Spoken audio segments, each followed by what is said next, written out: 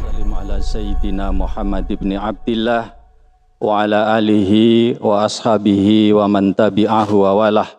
La hawla wa la quwata illa billah. Rabbis shrah li sadri wa yassir li amri wa hlul 'uqdatam min lisani yafqahu qawli. Amma ba'd.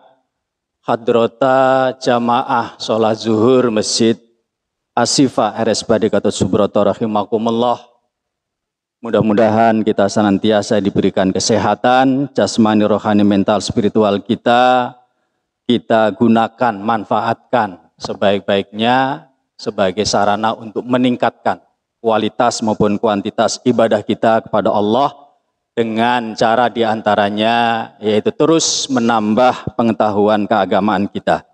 Salat juga salam semoga senantiasa Allah limpahkan, curahkan keharibaan baginda Nabi Agung Muhammad SAW, keluarga, sahabat, dan seluruh umatnya. Mudah-mudahan kita istiqomah di dalam melaksanakan syariatnya dan kita kelak memperoleh syafaat dari beliau di yaumul qiyamah. Amin. Allahumma amin. Jamaah rahimakumullah. Saya membaca sebuah tulisan dikirim oleh seorang kawan saya, seorang dosen di kampus. Tulisan ini ditulis oleh seorang Romo Widaktama Sulistyo Winarno kalau nggak salah namanya, seorang sarjana agama Hindu. Lalu Romo tersebut, alhamdulillah beliau mu'alaf menjadi Islam dengan nama Abdul Aziz. Inti dari tulisannya itu adalah bahwa amaliyah yang dilakukan oleh sebagian umat Islam, yakni mengadakan selamatan ketika ada salah satu dari anggota keluarga meninggal pada hari pertama, kedua, ketiga, sampai ke-7, nanti hari ke-40, hari ke-100, hari ke-1000, bahkan setiap tahun di Hauli. Itu semua katanya adalah ajaran yang ada di dalam agama Hindu. Yang menulis ini adalah seorang sarjana agama Hindu. Saya percaya dengan itu. Cuma yang jadi masalah itu ketika kemudian menganggap atau berpandangan bahwa apa yang dilakukan oleh umat Islam dalam hal ini mengadakan selamatan sehari sampai hari ke-7, kemudian ke-40, 100.000 dan haul, itu dianggap berarti orang Islam tersebut dia telah melakukan ajaran agama Hindu. Nah, jadi statement yang serta-merta mengatakan bahwa umat Islam yang melakukan selamatan 7 hari, 40 hari, 100 hari, 1000 hari, berarti dia telah melakukan ajaran agama Hindu. Nah, disinilah yang mungkin perlu saya koreksi. Jamaah rahimakumullah, di dalam salah satu ayat Al-Quran, surat Al-Baqarah, di ayat 158. A'udzubillahi minasyaitonirrajim. Di situ intinya adalah faman hajjal baita awi atamaro fala junaha alaihi ayat tawafa bihima. Faman tatawwa'a khairan fa innallaha syakirun alim. Tolong nanti dicek. Itu ayat 158. Intinya, barang siapa yang dia melakukan ibadah haji dan umrah di Baitullah Al-Haram, maka baginya tidak berdosa apabila melakukan sa'i, lari-lari kecil antara Safa sampai dengan Marwah. Nah, jamaah rahimakumullah, terkait dengan ayat ini, Aisyah radhiyallahu anha, yaitu istri beliau Rasulullah SAW, bertanya pada seorang sahabat, wahai sahabatku, apa yang Anda fahami dari ayat ini?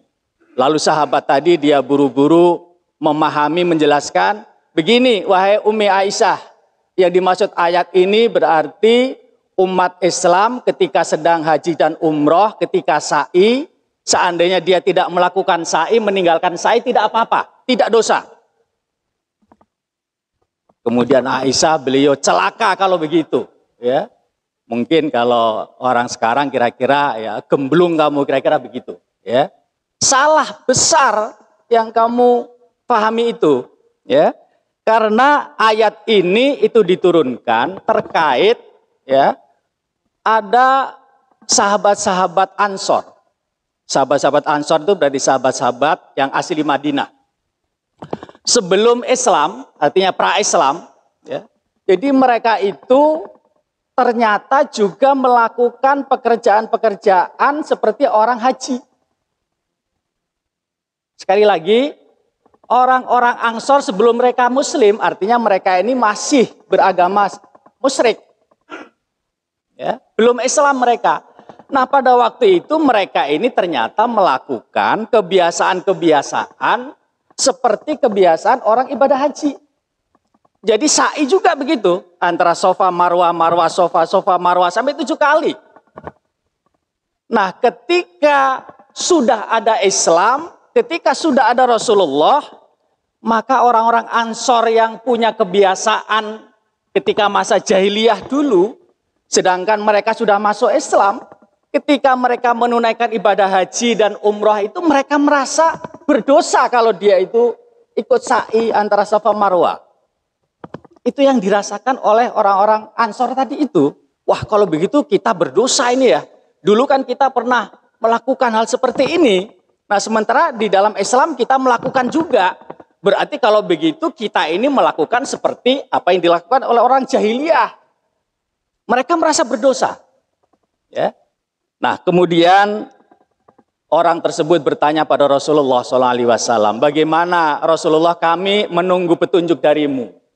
Maka turunlah ayat 158 surat Al-Baqarah tadi. Intinya, apa-apa yang dilakukan oleh orang-orang jahiliyah di zaman dulu itu satu masalah tersendiri. Sementara sa'i yang diperintahkan oleh Islam, oleh Rasulullah langsung ketika sudah masuk Islam, itu masalah yang lain lagi. Kalau orang Islam sudah mengucapkan 2 kalimat syahadah, dia kemudian ketika melakukan ibadah haji dan umrah, khususnya ketika sa'i itu lari-lari kecil antara Safa dan Marwah, Marwah dan Safa, itu karena memang perintah agama. Perintah Allahnya, perintah Rasulnya. Walaupun dulu juga pernah dilakukan oleh orang-orang jahiliyah. Dalam hal ini adalah sahabat-sahabat Ansor dari Madinah. Jamaah rahimakumullah, apa yang bisa kita peroleh dari ayat tersebut beserta dengan hadis yang menjadi latar belakang turunnya ayat tersebut? Intinya di dalam Islam itu yang terpenting bagaimana Islam.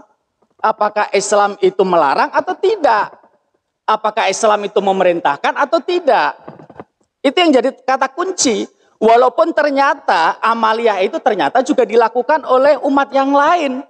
Tapi kalau memang ada dasar perintahnya dan tidak ada larangannya, dalam Islam ya nggak apa-apa. Ini yang saya sampaikan.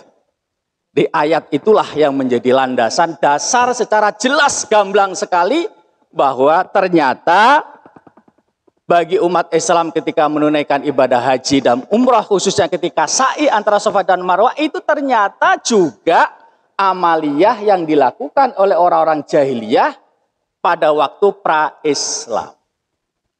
Sehingga tadi ada sebagian sahabat-sahabat yang merasa nggak nyaman tadi, hal seperti itu dianulir oleh Rasulullah dengan turunnya ayat tadi. Faman tatawwa khairan fa innallaha syakirun alim, barang siapa yang dia melakukan ibadah yang baik, Allah Maha Syukur lagi Maha Mengetahui. Dengan demikian maka clear, yang terpenting adalah bagaimana menurut Islam, bukan bagaimana menurut agama lain. Itu yang ingin saya sampaikan. Jamaah rahimakumullah. Kemudian yang kedua,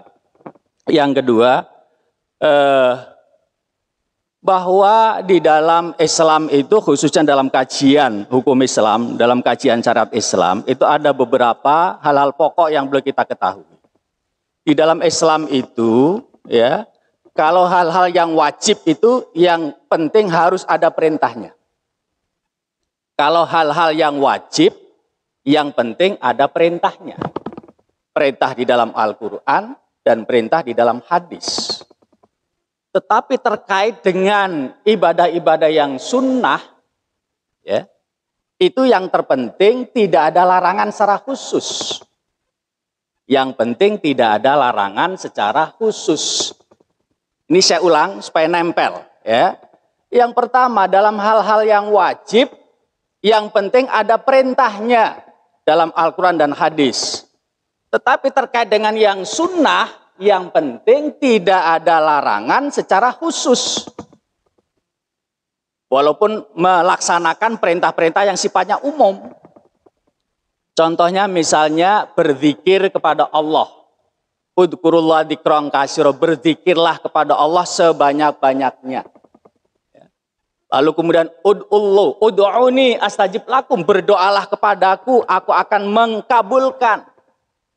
Begitu pula dengan sedekah, innamas shadaqah dan seterusnya. Sedekah itu dianjurkan pada kita. Artinya berzikir, berdoa, bersedekah itu perintah umum. Perintah umum. Kalau perintah umum itu artinya dari segi jumlahnya itu tidak dibatasi. Yang penting banyak. Banyak itu 3 dan lebih. Yang kedua dari segi tempat, yang penting bukan tempat-tempat ya, yang tercela. Silahkan di banyak tempat, di mana saja. Berzikir, berdoa, bersedekah itu di mana saja. Yang penting bukan di tempat-tempat maksiat. Bukan di tempat-tempat yang dimakruhkan. Begitu pula mengenai waktu. Waktu kapan saja. Kan wal asri, demi waktu kata Allah. Innal insana lafi khusr. Semua manusia pasti rugi kecuali ilal ladzina amanu wa amilus sholihat. Kalau dia beramal solih, dia tidak apa-apa. Memanfaatkan waktu kapan saja. Waktu itu tidak dibatasi. Kalau tidak dibatasi ya berarti apa salahnya kalau kita berzikir, kalau kita berdoa, kalau kita bersedekah pada hari pertama setelah meninggalnya salah satu keluarga kita. Pada hari ke-7, pada hari ke-40, pada hari ke-100, pada hari ke-1000, ada nggak larangan secara khusus? Nggak ada larangan secara khusus. Kita melaksanakan perintah yang sifatnya umum. Jamaah ini dimulakan oleh Allah Subhanahu wa taala. Dalam hal yang sunnah ini, yang melaksanakan perintah umum selama tidak ada larangan khusus, saya bisa mengemukakan beberapa dalil-dalil dari hadis yang sahih yang menunjukkan itu. Satu contoh misalnya hadis riwayat Imam Bukhari dan Imam Muslim. Imam Bukhari dari Abdurrahman bin Abdul Qara'i. Ya. Bahwa Umar bin Khattab ketika beliau menjadi khalifah yang kedua, berarti Rasulullah sudah meninggal, sudah wafat beliau. Ya, ketika Rasulullah sudah wafat, Umar bin Khattab itu beliau sebagai khalifah ya, berkreasi, berinisiatif sholat taraweh ya, dikumpulkan berjamaah 23 rakaat baik di Masjid Nabawi maupun di Masjid Al-Haram dengan satu imam. Hal itu tidak pernah dilakukan Rasulullah ketika beliau masih hidup. Apakah itu dilarang? Tidak ada larangan secara khusus. Bahkan Umar bin Khattab, apa beliau? Beliau mengatakan, ni'matil bid'atu hadi, bid'ah yang bagus ya inilah yang membawa maslahat bagi umat. Kalau umat bisa bersatu, mereka tarawih di masjid sampai betul-betul maksimal di masjid dengan satu imam, itu kan akan membawa dampak efek yang positif, syiar, semangat umat Islam. Jadi dengan demikian, tidak semua bid'ah itu pasti dolalah, pasti sesat. Selama tidak ada larangan secara khusus terhadap perbuatan itu. Karena kalau nanti saya perpanjang lagi, kalau semuanya harus bid'ah yang sesat, kalau begitu berarti ritual kita memperingati 17 Agustus, ya, ritual memperingati hari lahir kita, itu nanti semuanya bid'ah semuanya dan dolalah semuanya. Kan tidak ada larangan khusus. Kalau tidak ada larangan khusus ya udah laksanakan aja nggak apa-apa. Kita mengikuti perintah yang umum, yaitu kita bersyukur. Bersyukur itu diperintahkan kita. Kita berzikir diperintahkan, kita bersedekah diperintahkan, kita berdoa diperintahkan. Jamaah rahimakumullah. Lalu mungkin kalau masih belum cukup hadis tadi, saya tambahkan satu lagi. Hadis riwayat Imam Bukhari Muslim dari Abu Hurairah. Bahwa seorang sahabat namanya Bilal bin Rabah. Seorang sahabat namanya Bilal bin Rabah. Ya, beliau ini punya kebiasaan di luar yang diperintahkan Rasulullah. Apa itu? Setiap selesai wudhu, selama air wudhu di muka itu masih ada, maka Bilal bin Rabah ini beliau selalu mendawamkan seumur hidupnya melakukan sholat sunnah wudhu 2 rakaat. Ya, maka ketika Rasulullah SAW Isra Mi'raj, pada waktu itu Rasulullah mendengar bunyi telompahnya Bilal itu sudah didengar Rasul di surga sana. Maka Rasulullah ya penasaran. Begitu selesai Isra Mi'raj, Rasulullah ketemu dengan Bilal, wahai Bilal, apa sih amalan Anda? Sampai saya mendengar suara terompah Anda itu saya dengar di surga. Kata Bilal bin Rabah, ya Rasulullah, sebetulnya tidak apa-apa amalan yang saya sampaikan, yang saya lakukan Rasul. Hanyalah aku mendawamkan sholat sunnah wudhu setelah aku berwudhu. Itu yang aku lakukan secara dawam istiqomah sampai akhir hayatku ya Rasulullah. Oh itulah keutamaan sampai aku mendengar ya suara terompahmu itu di surga. Jamaah rahimakumullah, bahwa sholat sunnah 2 rakaat wudhu itu Rasulullah belum pernah memerintahkan pada Bilal bin Rabah. Maaf sekali lagi, Bilal bin Rabah sholat 2 rakaat wudhu sama sekali belum pernah diperintah oleh Rasulullah. Artinya kreasi full. Artinya berarti Bilal bin Rabah itu memakai akalnya sendiri, berkreasi sendiri melakukan sholat sunnah tadi. Padahal Rasulullah masih hidup. Itu Rasulullah masih hidup pada saat Rasulullah masih ada. Dengan demikian berarti sekali lagi bid'ah yang baik ya maka boleh dilakukan dalam hal-hal yang berupa ibadah sunnah, bukan yang wajib. Sekali lagi, dalam hal-hal ibadah yang sunnah, bukan yang wajib. Mudah-mudahan apa yang saya sampaikan, khususnya bisa menambah pemahaman bagi orang yang kebetulan satu pemahaman dengan saya, dan bisa menjadikan maklum bagi kebetulan yang tidak sepemahaman dengan saya. Terima kasih. Hasbunallahu wa ni'mal wakil. Assalamualaikum warahmatullahi wabarakatuh.